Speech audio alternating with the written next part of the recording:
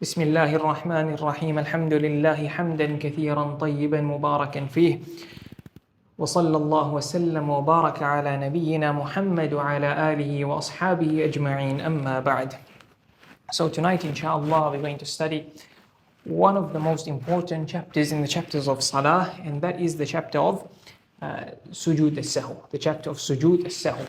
So generally the fuqaha in this chapter they mention things that break the salah, and also when there's a shortfall or shortcoming in salah, what to do to make up for the shortfall or the shortcoming in salah. So in saying that sujood al-sahu means prostration of forgetfulness. The prostration of forgetfulness. Sahu means forgetfulness. Sahu means forgetfulness. So the first thing we want to understand and want to know is that this forgetfulness in salah is something that's not per se or necessarily negative. It's not per se or necessarily something negative. Meaning it does not indicate that if a person forgets in salah, does something by mistake in salah, forgets something by mistake in salah, it does not necessarily mean or indicate this person is heedless in his salah. It doesn't mean he is heedless in his salah. Why? Because the person with the highest of khushu' in salah, Rasulullah sallallahu alayhi wasallam, even he forgot in his salah. And that's when he forgot, he said that I am a human like you. I forget like how you forget. So if I were to forget, or if I were made to forget in salah, then remind me. How will this reminding happen? Then this is what we're going to discuss in this chapter. Amongst the things to discuss in this chapter is how will the reminding happen? When the imam makes a mistake in the salah, or a person praying in the salah, if somebody else outside the salah notices this person is making a mistake, then what's to be done in this kind of a situation? What's to be done in this kind of a situation? So basically, sajdah sahu, to begin with the meaning of sahu, we said it translates to forgetfulness. So just to touch on a couple of things with regards to this word, generally there's two common words used for forgetfulness. The most common is nisyaan. Nisyaan means forgetfulness, and sajdah and sahu also means forgetfulness. And generally, to extents, we can say they're interchangeable, but many of the linguists mention that in Arabic there's no two words that have the exact same meaning. Hence, some of the Ahlul Lugha, they deduce or they mention differences between nisyaan and sahu. So amongst those differences, we'll just mention a couple. They mention that nisyaan, it's to forget something you already knew. And sahu is for something you did not know or something you did not realize. And some say nisyaan can be for something you've known before or not known before, or realized before or not realized before. And sahu is for something you've not realized before. So in salah, they call it sahu because it's not like you knew, okay, 4 raka'at you're praying and then all of a sudden you prayed 3. It's not something per se like you remembered it. It just slipped your mind totally. Because we do our things in salah, the next posture is ruku' and the next one is sajdah, so it's just there and then you just happen to slip up on it. And another difference they mention is nisyaan. A person who has nisyaan, when he's reminded, he recalls. And sahu, when he's reminded, he doesn't per se immediately recall. So we're going to mention here, like let's say an imam gets up for an extra rak'ah or forgets something in the salah, and then people inform him of it through the manners we're going to mention. The imam might not realize that he's made a mistake. So he doesn't go back to the correction, or he doesn't go forward to the correction. So there's to touch on the differences between sahu and nisyaan. One more thing to mention of the word sahu, and that sometimes you say as-sahu fi shay and as-sahu an shay. So you say sahu, you refer to this forgetfulness, this sahu, you say an something or fi. So you forget regarding something, an or fi, within or in something. So they mention that sahu an something, that's negative, and sahu in fi in something is not negative. And where do we apply this? In the Quran, Allah says, الَّذِينَ هُمْ عَنْ صَلَاتِهِمْ سَاهُونَ. They have sahu عَنْ صَلَاتِهِمْ, regarding their salah. Regarding their salah, meaning these people are sahu. So here to get the implication of a negative meaning, we'll say it means heedless, or we can translate it as heedless, not forgetful, but we'll say heedless regarding their salah, meaning they don't bother of praying the salah, or they don't bother praying the salah on its time. So therefore we'd say sahu an is negative, and as-sahu fi shay'in, forgetfulness in something is not a negative. So you made sahu, forgetfulness in your salah, that we said doesn't necessarily mean something negative. Doesn't necessarily mean something negative. And Rasulullah sallallahu alayhi wasallam had as-sahu fi as-salah. He had sahu in the salah. In the salah, not an salah. Hence, it's not even a negative thing that occurred from Rasulullah sallallahu alayhi wasallam when he was made to forget. Then sujood sahu, the chapter of sujood sahu, it revolves around 5 main ahadith. 5 main ahadith are where we take the rules of sujood sahu from. Some of these ahadith mention Rasulullah sallallahu alayhi wasallam got up after the 2 rak'at for the 3rd rak'ah without sitting for tashahhud. Another incident where Rasulullah sallallahu alayhi wasallam increased the 5th rak'ah. Another incident where Rasulullah sallallahu alayhi wasallam mentioned إِذَا شَكَّ أَحَدُكُمْ فِي صَلَاتِهِ. He mentioned about doubting in the salah, doubting where a person decreased something in the salah, and the 4th situation, doubt where he increased something in salah,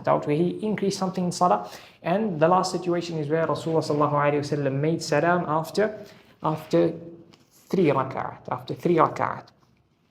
He made salam after 3 rak'at. So these ahadith are the 5 main ahadith where the sujood sahu rotates around. So in saying that, sujood sahu, some students of knowledge mention, or many students of knowledge mention, that this is a very tricky chapter because of the fact that there could be many sub-masail connected in this mas'ala. So to remember all the sub-masail can make the chapter a bit tricky. So inshallah, to avoid that, or to make it easier, we're going to give a few qawaid, a few principles to work with in this chapter that would make the chapter much easier, number 1. And number 2, let's summarize the entire chapter, or the main points of the entire chapter, before we start going into each small mas'ala. So we want to summarize the main points of this chapter of sujood sahu. So to say that, the ulama mentioned there are certain situations where there's no sujood sahu. And number 1, they mention for everything that nullifies the salah. Everything that nullifies the salah, there's no sujood sahu. Because once you do this action, the salah is invalid. And therefore, there's now no need for sujood sahu, because the salah is broken, the salah is over. So anything that a person does, for example, if we say speaking, we're going to discuss it in details, but just by way of example, if we say speaking breaks the salah, irrespective, forgetfully, intentionally, whatever it means, just by way of example, with the actual fiqh, we're going to get to it later. So if a person spoke in the salah, and his salah then breaks, would we do sajdah sahu? The answer would be no. Number 1. Number 2, this is called sajdah, the prostration of forgetfulness.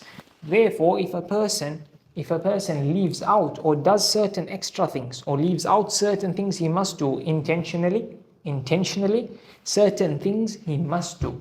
We're going to mention, because for example, leaving out an action that is not a must, like a sunnah action, there it's different. The rule will be different. So if a person intentionally, in fact, it will still be included, leaving out intentionally. So basically, if a person leaves out an action that is prescribed in the salah intentionally, or he increases something in the salah that shouldn't be in the salah intentionally, then there's no sajdah sahu.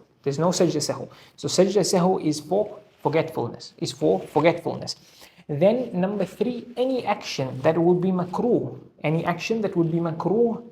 here there's no sajdah sahu. So if a person does an action in salah, wondering, do I do sajdah sahu for this or not? Then you realize, if you realize that this action is makruh, then you realize no sajdah sahu.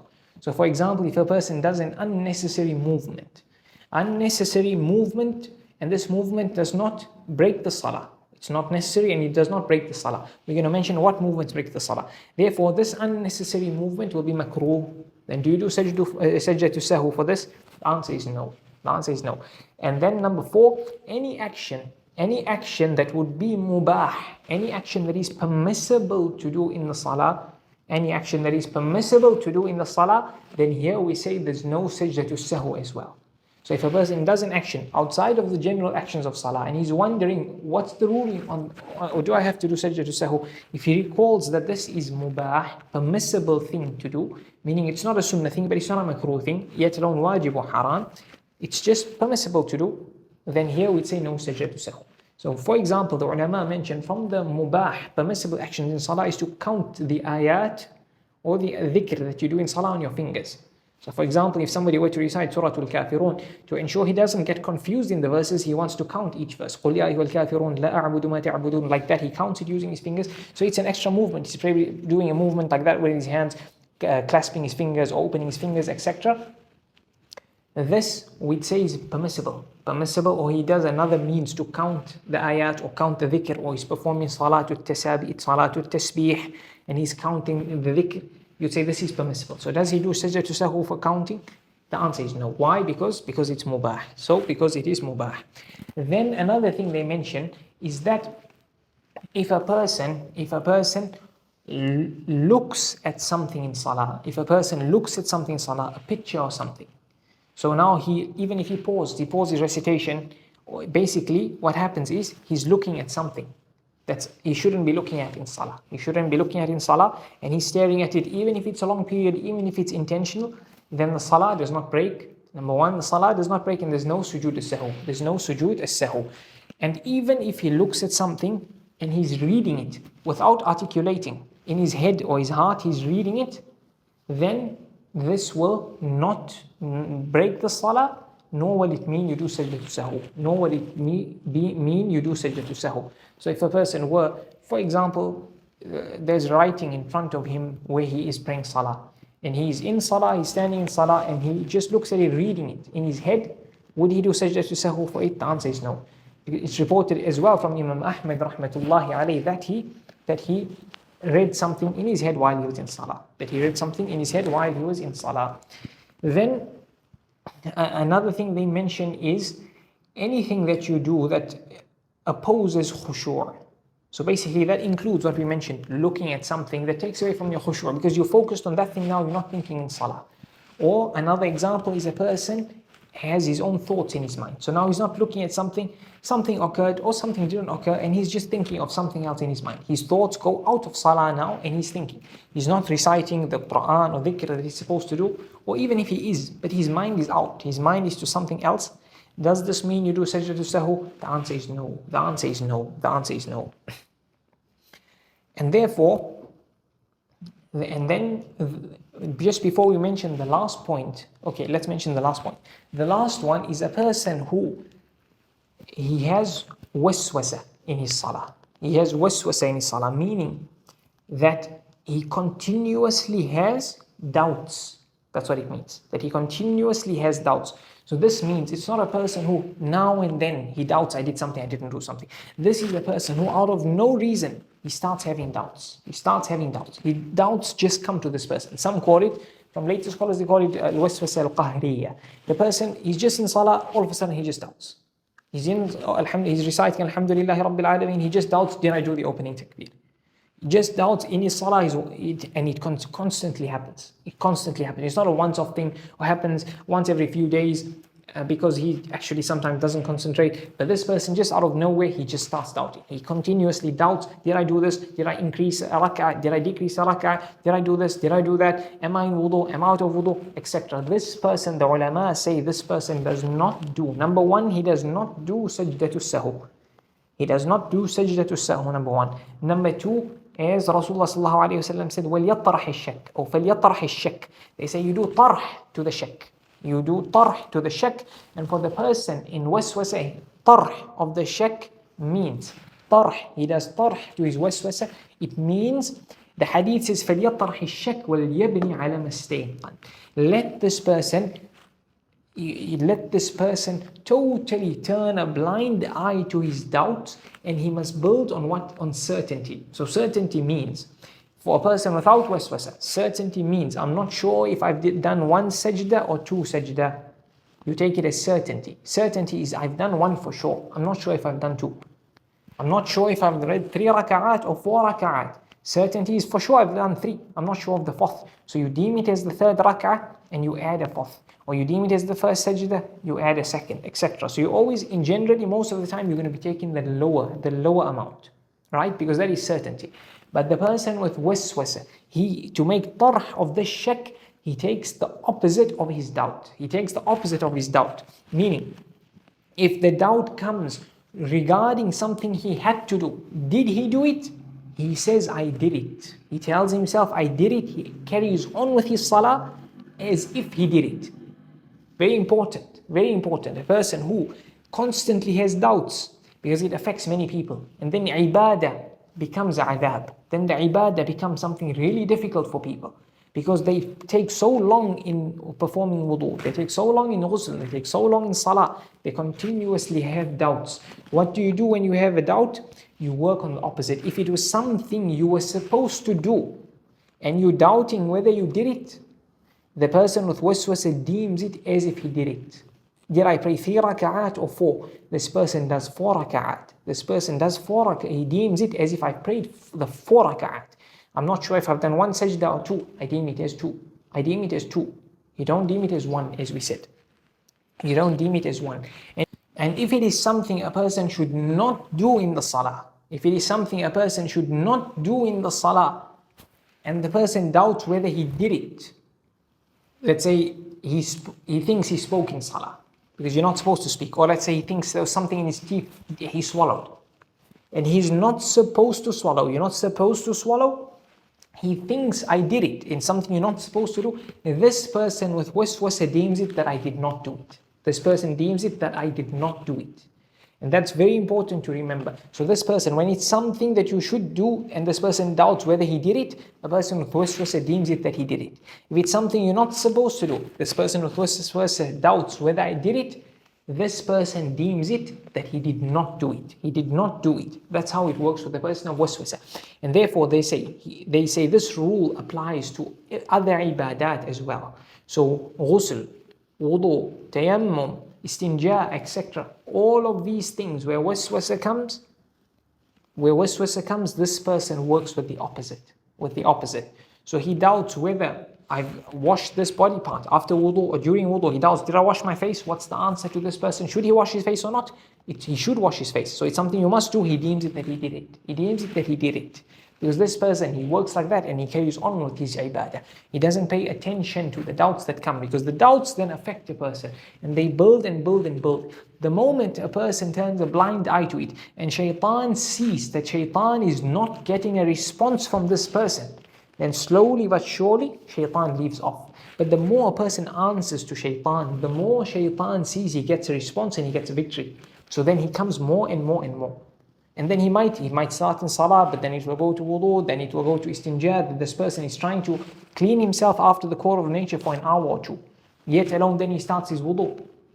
And then he starts, did I do this? Did I do this? Did I not do this? Is this water clean? Is this water unclean? But this water touched this, and then I touched this towel, and this water fell from here to this towel and touched my hand, and then I touched my clothes, so now my wudu is invalid, my clothes are dirty, can I perform salah? And this whole thing happens, and it affects a lot of people. So it's important. So where, as we said, najasa affects. This person did something impure come on my clothes or not? This is something you avoid. So he deems it what? I avoid it. Nothing is on my clothes, unless he sees it clearly. Or if there's a smell and he can smell it clearly, the impurity, or he sees it, this person with waswasah deems it that it's not there. And then there could be certain other rules that this person takes that they could consult for or an alim for their specific situation. But in general, this is how they work. So these people do not do sajdah to sahu. These people do not do sajdah to sahu. So when this person says, I'm not sure, 3 or 4 raka'at, we tell him how many raka'at? We tell him 4.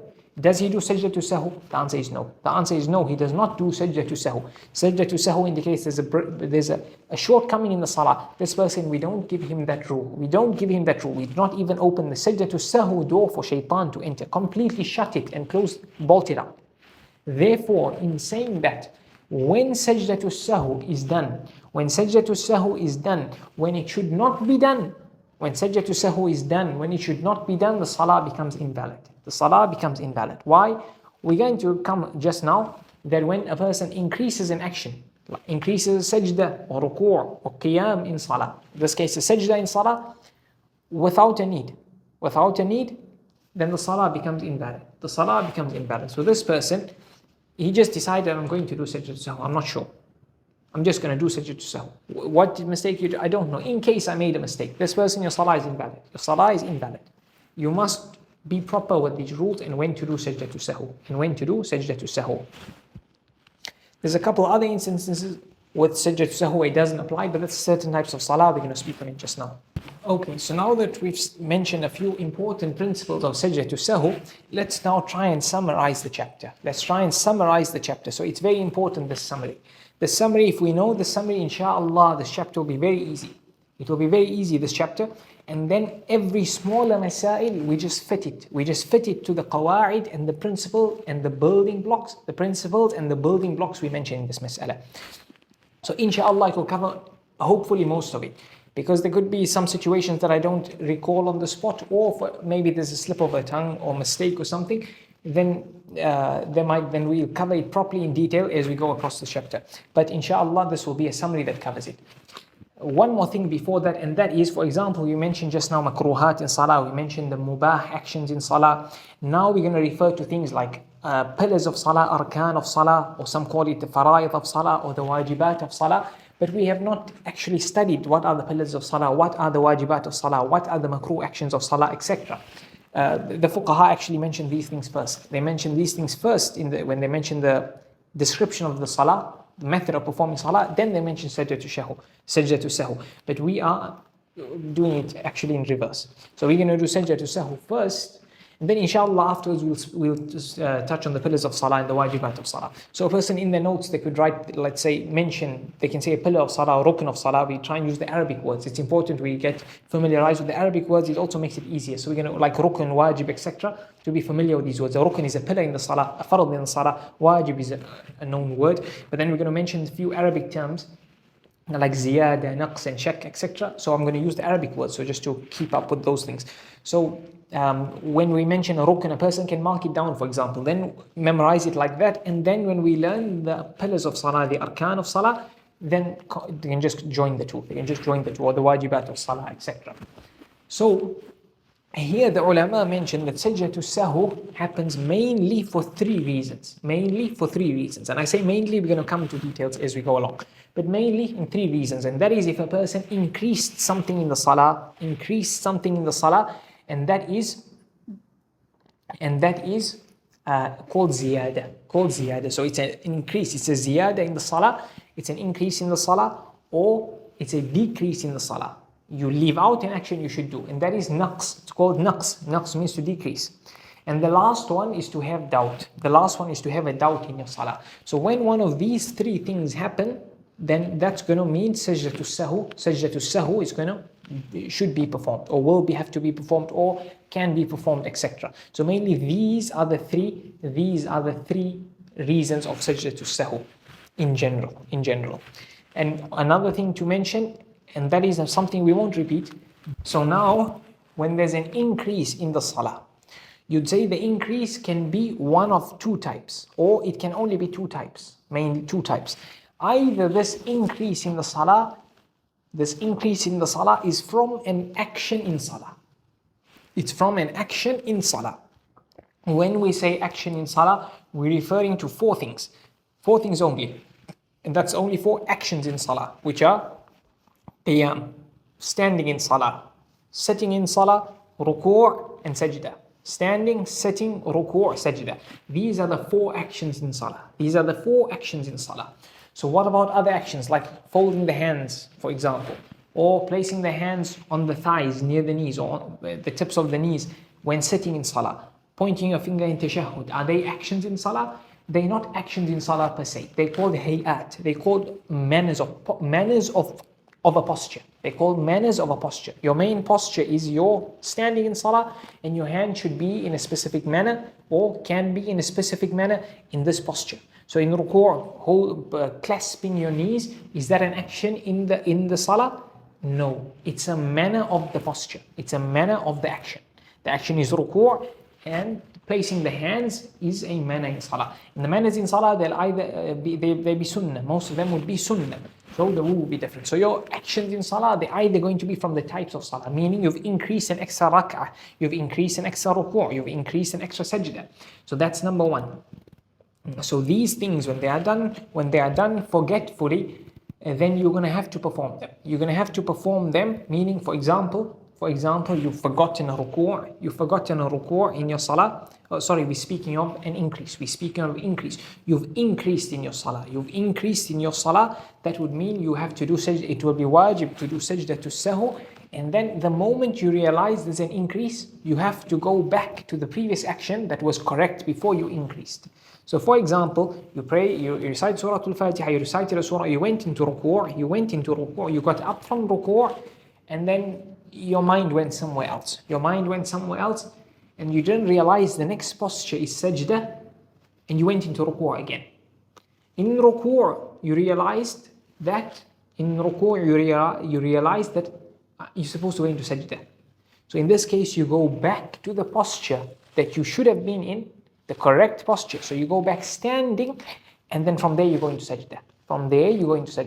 We don't say drop into sajdah, because from standing after ruku' to sajdah, you need intention. For that action, you need intention. So you did not have the intention as you went halfway down into ruku'. So you go back to the last correct posture. And then you do from there, you say Sami Rabbana wa lakal hamd if you haven't, and then you go into sajdah. And in this case you do the sajdah to sahu, it will be wajib to do. So we're going to mention it. This is of course a summary. So that's an example. The other situation of an increase in salah is when you do an action. We're speaking of action. So when we say action, we mean not something you're articulating. So actions in salah, we said, in fact, we're going to say an increase in salah. Let's rephrase it. An increase in salah. The increase in salah can be an increase in action, or an increase in an action, or an increase in saying something. So an increase in action in salah can be two types. Either from the manners of salah. And that is the four types we mentioned in the explanation. Or it's not from the postures or manners of salah. And that's where we are. So just to rephrase what I didn't explain clearly, in that you have your ziyada, your increase in salah. That's your first type of error. There it falls into two types. Either an increase in an action, or an increase in something you say. So an action divides into two categories. Your action goes into an increase from the actions of salah, and we said there are four actions, or an increase in non-actions of salah. An increase in non-actions of salah, like what? Like doing extra movements. Doing movements in salah that are not from the actions of salah. So for example, if you were to open a door in salah, that's an action that's not from the actions of salah. So what would the rule be on that? That we're going to discuss a bit later. We're going to discuss a bit later on the actions that are not from the actions of salah. Because sometimes they will be permissible, they will be mubah. And do we do sajdah to sahu for mubah? The answer is no. Sometimes they will be makruh. Do we do sajdah to sahu for makruh? The answer is no. Therefore, those actions that are makruh or mubah, there will not be any sajdah to sahu. The other increase in salah from actions would be eating or drinking. So certain times, if you eat or drink in salah, it will break the salah. And certain times, it will not. And certain times when you do it forgetfully, it will not break the salah. And if you do it forgetfully, it will break the salah. The first situation is when you do it intentionally. In many situations, it will break the salah, and sometimes it won't. And in forgetfully, It will break the salah at times, and at times it won't. And some include with forgetfulness, ignorantly eating or drinking.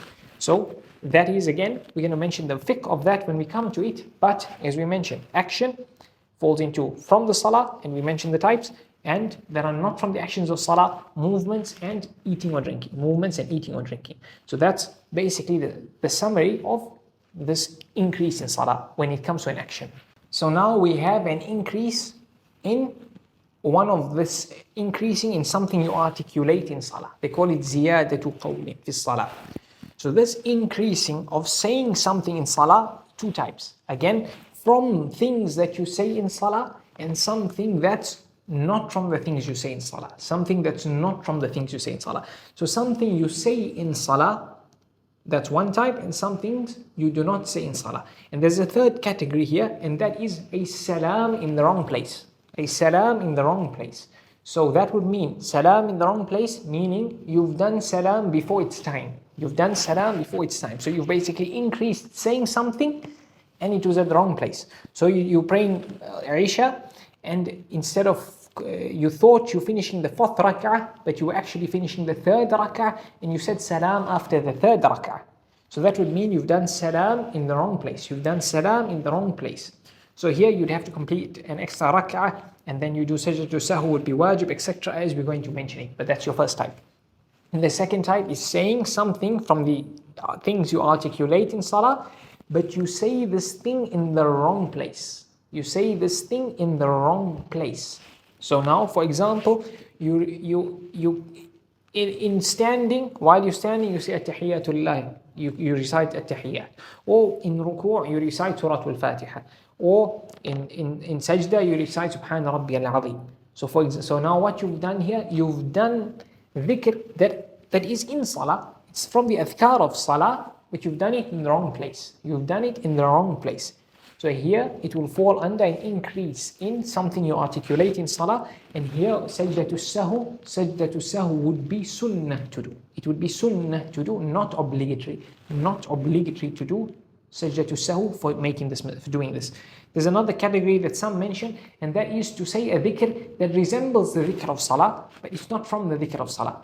So it resembles something of the Quran or the dua that you can say in the salah, but it's not actually in the place. So for example, for Ameen, you say Ameen Rabbal Alameen. So you say that. So in this case, they say you don't do sajdah sahu. You don't do sajdah sahu because Rasulullah sallallahu alayhi wa sallam, when the Sahabi said Hamd, Sami'a Allahu liman hamda Rabbana wa lakal hamd hamdan kathiran tayyiban mubarakan fih. In this case, Rasulullah sallallahu alayhi wa sallam didn't tell the Sahabi to do sajdah sahu.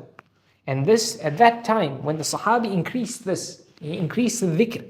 It was not something that was already approved by Rasulullah sallallahu alayhi wa sallam. So it was a dhikr that at that time was not yet approved. So it was a dhikr that was not yet from the adhkar of the salah.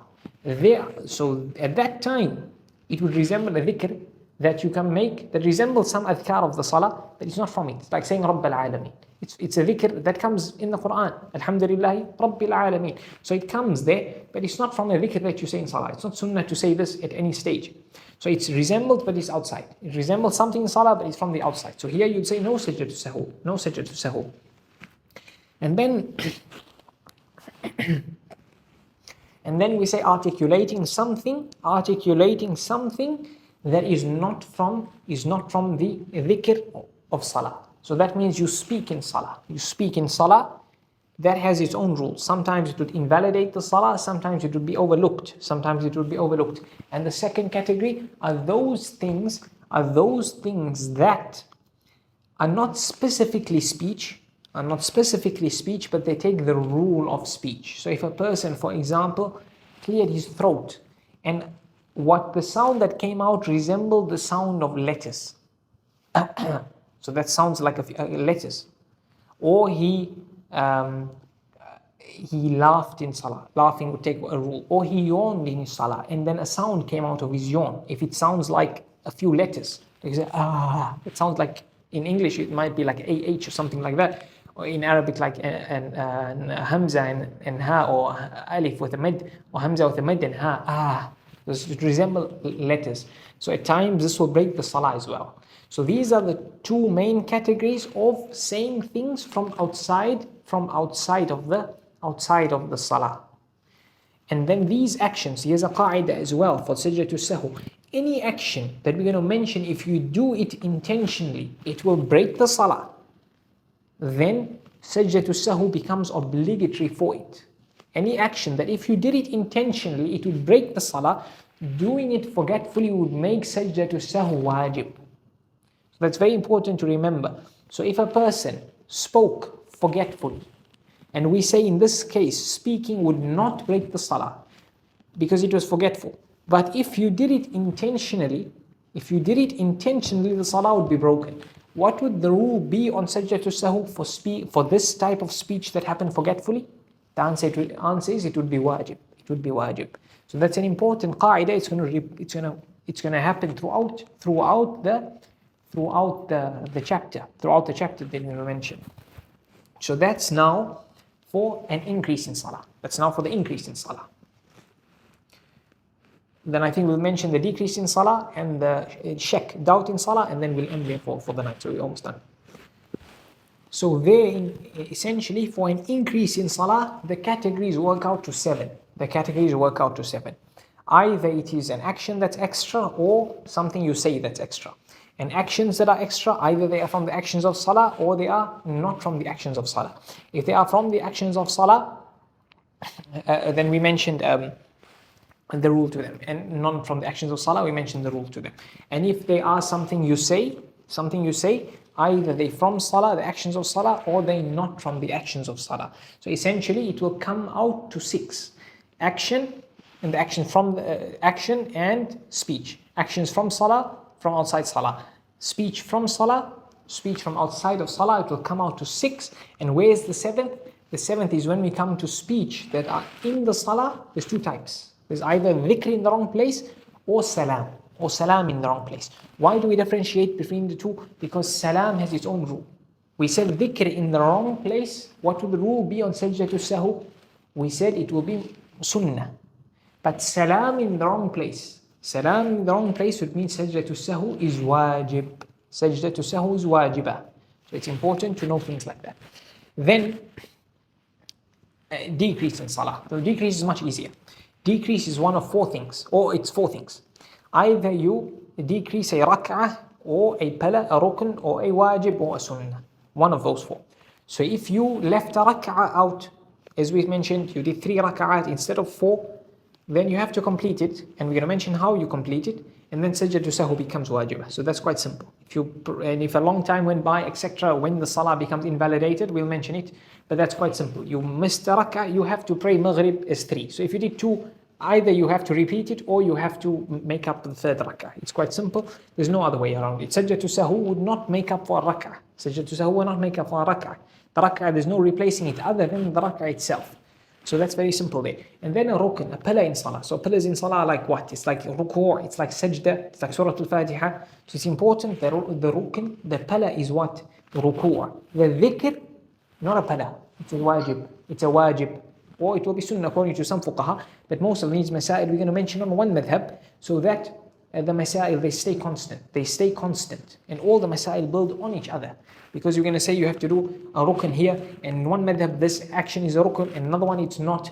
But you have to do Sajdah Sahu in one madhab for this action, in another one you don't have to do it, and then it can become confusing. So we're going to keep it to one madhab to make the masail easier, simpler, and they all fall under one principle. So here we said you decrease a rukn in salah. So for example, you left out ruku'. You forgot, you finished your surah al-Fatiha, you went into sajdah. So here what happened? You forgot 3 pillars or 2 pillars.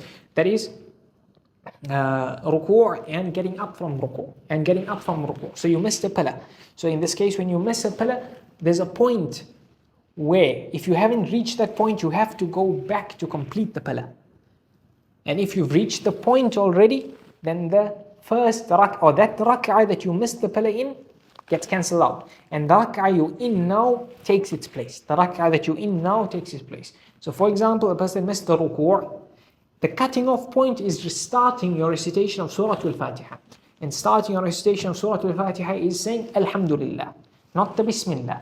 So the Hanbali fuqaha say Bismillah is from the Quran, but it's not from Surah Al-Fatiha. So while you are saying Bismillah, you still have chance to go back. So once you start Alhamdulillah, now you can't go back. So we said at this cutting point, let's say you missed the ruku'. If you've started Alhamdulillah, the second rak'ah, you missed it in the first rak'ah, you've reached the cutting point, you missed a pillar in the previous rak'ah, so you missed the ruku'. Now the second rak'ah becomes your first rak'ah. The second rak'ah becomes, it's as if it's your first rak'ah. You complete the salah 2 or 4 rak'ahs as you would if that first rak'ah was your real first rak'ah. So there's nothing trickier there, except obviously you have to do sajdah to sahu because you left off a rukn. You left off a rukn. Intentionally leaving off a rukn, what would the salah be? The salah would be nullified. The salah would be nullified. Therefore, what's the rule in sajdah to sahu? Wajibah. Wajibah. That's how we just mentioned the qaaidah there. So therefore, if you, before you reach the cutting off point, you in sajdah, you realized, or let's say you in the second sajdah, you went from standing into sajdah. After your surah, you went into sajdah by mistake, leaving the ruku', you sat from between your sajdah, you went into your second sajdah, you realized, oh no, or let's say even you stood up. Before Fatiha, you realized, I didn't do ruku'. So in that case, now you're already standing, you go into ruku'. You go into ruku'. Or if you were in sajdah, you'd stand up and then go into ruku'. You'd stand up and then go into ruku'. So that's how it would be if you missed a rukn. If you missed a wajib, that's the third category, missing a wajib. So you've made a decrease. So a wajib, we said, is a tasbih. One tasbih in ruku', for example, is wajib. One tasbih sajda, Rabbana wa lakal hamd, Sami Allahu liman hamidah. Those are wajib actions. So let's say you went into ruku', you did not say Subhan Rabbi al-Azim and you got up. So you missed the wajib. So wajib here, we said a pillar cancels a rak'ah. A pillar cancels a rak'ah, and forgetting a rak'ah could cancel the entire salah because there's no substitute almost. You have to complete this thing. But a wajib has a substitute. Its substitute is sajdah to sahu. So if you miss the point, the cutting off point to catch a wajib, then it's okay. It's okay. But you have to do sajdah to sahu. It's wajib to do sajdah to sahu. So you miss Subhana Rabbi al-Azim. They say as you are getting up from the wajib, if you miss the wajib in the posture, before getting up and complete into the next posture, the next rukn, if you remember it before getting fully up, then you come back and you finish the wajib. If you already gotten fully up, then the wajib goes away, it falls, and you do sajdah to sahu. There's no going back now. So you forgot to Subhan Rabbi al-Azim, you're getting up from ruku'. You're getting up from this pillar of ruku'. You missed the wajib in the pillar. Therefore, as you are getting up, you remember, you have to go back. You have to go back. What happens if you don't go back, etc.? We'll discuss it.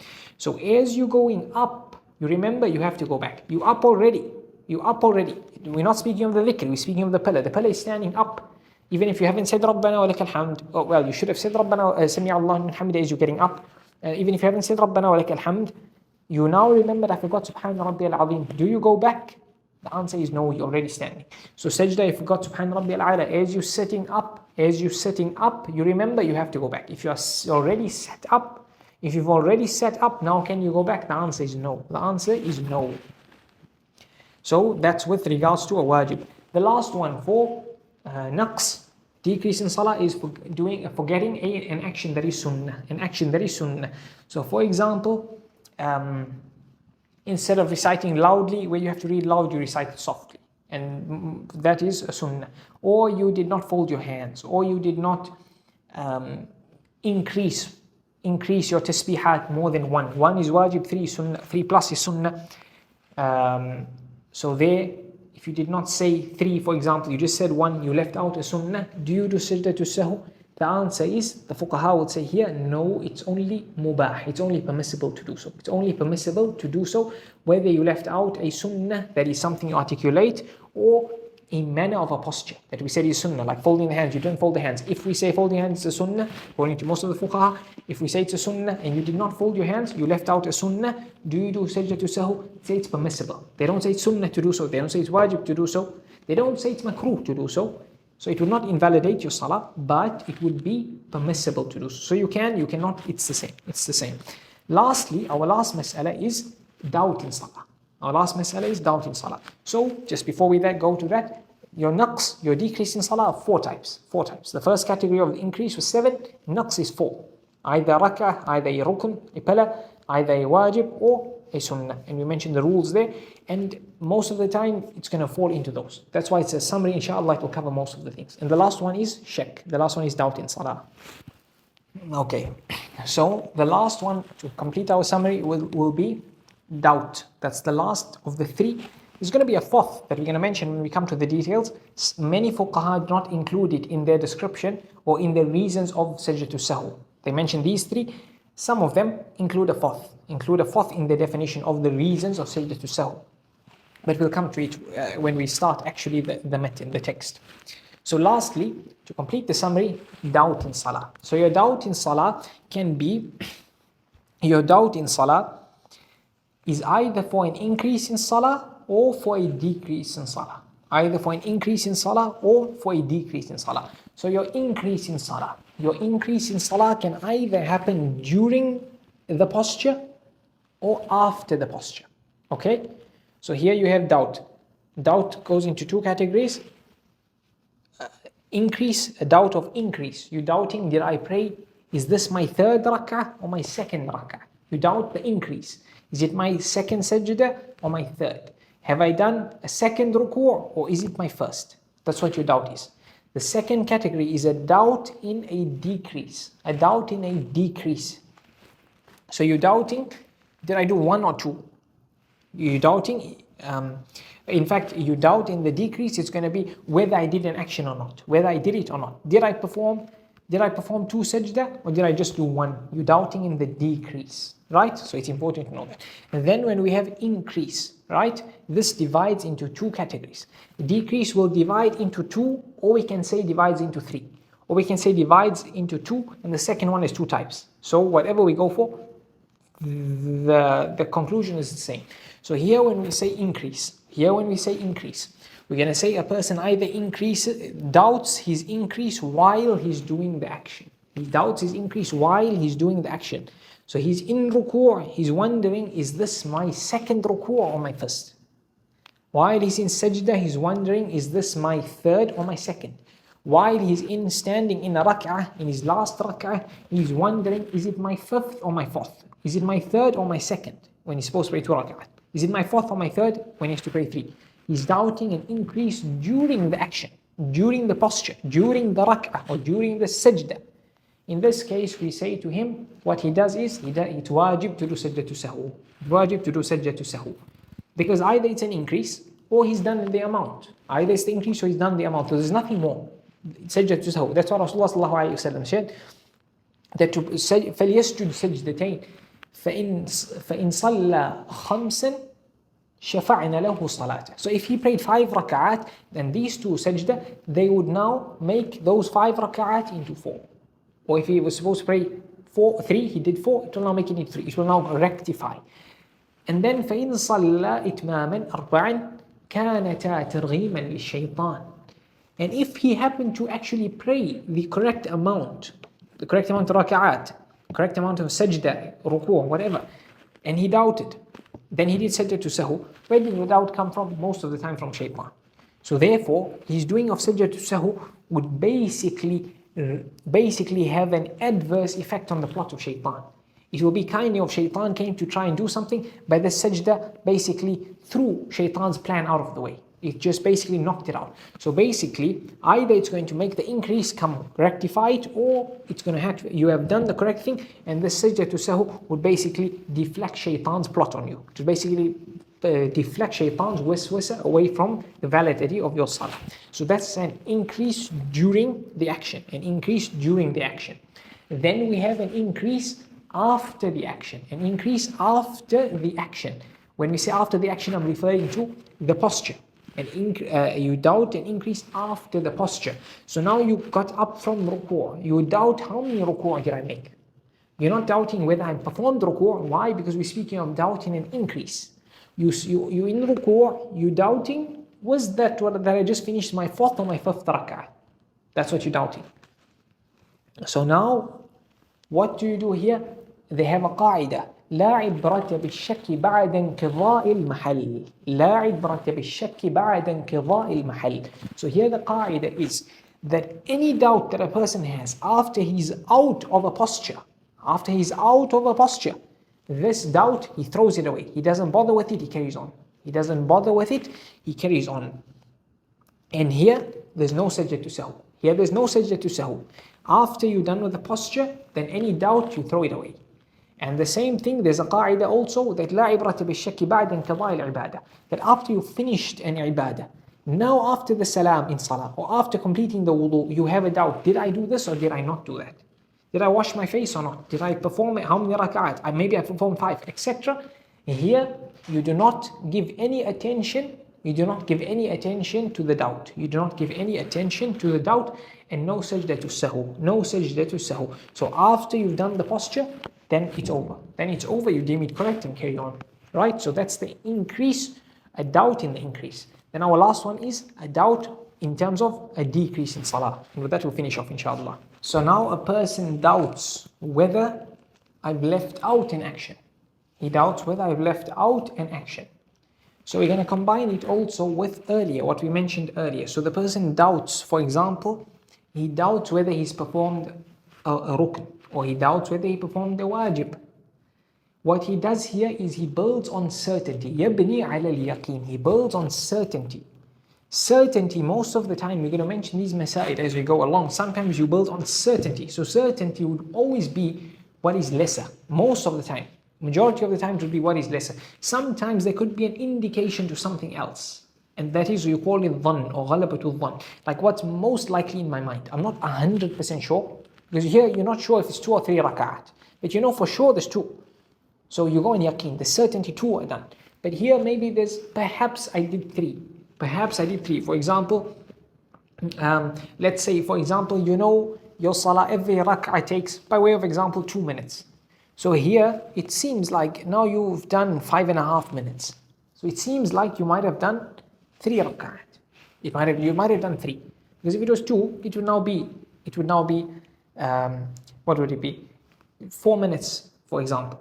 But now 5.5 indicates maybe you've done your 3rd rak'ah as well. So here it would be a thought, you do not be certain, but you have most likely. So there's a time to apply that. But here, what we're saying is that you build on yaqeen, you build on certainty, which means if you're doubting whether I've prayed 3 rak'at or 4, you're not doubting 4 or 5, you're doubting 3 or 4. What do you build on? You build on certainty. So certainty is how many rak'at? 3. You're not sure, have I performed 1 sajda or 2 sajda? What is certainty? 1 sajda. You're not sure, did I do the tasbih in ruku' or not? You doubting? Or let's keep it to the first one, is when you doubt a rukn or a rak'ah. Because doubting a wajib is different. Doubting a rukn or a rak'ah. Then in that case you take the yaqeen, that I did not do the rukn or I did not do the rak'ah. Then how do we catch up to it? As we just mentioned in the previous category. That a rukn, it has a cutting off point. If you passed it, the rak'ah you in becomes in place of the one you missed the rukn in. Or if you have not reached the cutoff point, you go back. And if you're doubting on, and here you're doubting on the decrease, and here we're going to say if you doubt on the decrease in terms of a rak'ah, you deem it on certainty. Certainty is I left off the rak'ah, which takes us into our category we mentioned earlier, decrease, and you forgot a rak'ah. So now you do exactly how we're going to mention if you've made salam or you've only prayed 3 rak'at instead of 4. Then the second category of doubt is a doubt. The second category of doubting a decrease is leaving off a waajib. You doubt leaving off a waajib. Did I do the waajib or not? But here there's 2 types as we mentioned. Number 1, in the posture. In the posture. You are in ruku', you are wondering, or let's not give ruku'. Let's say you're in ruku'. You have to say, or it's wajib to say Subhana Rabbi al-Azim. So you in ruku', you said, you did another dhikr. Subhan al-Malik one of the other adhkar of ruku'. You did one of the other adhkar of ruku'. Or you're in sajda and you started dua. You started dua. In a situation where we say it's permissible to say dua in salah, you're not sure, did I say Subhana Rabbi al-A'la? The wajib is saying Subhana Rabbi al-A'la. You're not sure if I said that. You're not sure if you said that. So here in this case, while you are in the posture, you mention the tasbih. You mention the tasbih. Or in tashahhud, you just started you're not sure. You're reciting Allahumma salli ala Muhammad wa ala ali Muhammad. You're not sure if you said at-tahiyyatu lillah. And at-tahiyyah is a wajib action. So here what you do, you mention the tashahhud. You mention the dhikr that you should, because you are in the posture. You are in the posture. And thereafter, the last one is you you doubting whether you left off a wajib after completing the posture. So the wajib in ruku' is saying Subhana Rabbiyal Azim. Here in this case, and you've stood up already. You said Rabbana wa lakal hamd. You're not sure, did I say Subhana Rabbiyal Azim or not? So here you've doubting after completing the action, and it's wajib, a wajib action you're doubting. Here we'd say deem it as if you've done it, and no sajdah to sahu, And with that, we've summarized this entire chapter. Inshallah, most of the things fall into this when it comes to sajdah to sahu. There's a couple additional masail they mentioned, and that is like correcting the imam or correcting a person praying alone if he made a mistake, or if you noticed he made a mistake. Those masail come to it, and then the details of these masail that we summarized will come to it in the next lesson, inshallah.